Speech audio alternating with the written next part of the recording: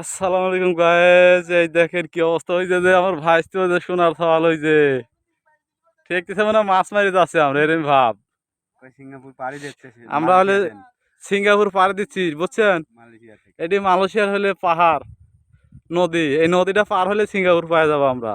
ওই যে আরেকজন আবার ডালিয়া করছে, এই দেখেন একজন, এই যে একজন দেখেন হাতে বাইল ঠেলে আইছে, আর ওই যে দুইজন, ওই যে ভাইস্তি খালি খালি গাড়ি যাচ্ছে খালি কোত পারতেছে।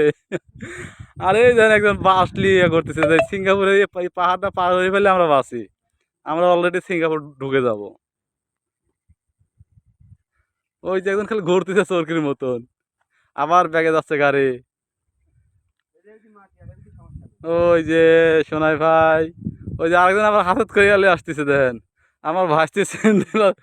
ভাইস্তি কি অবস্থা? তাতে কষ্ট হয়েছে না?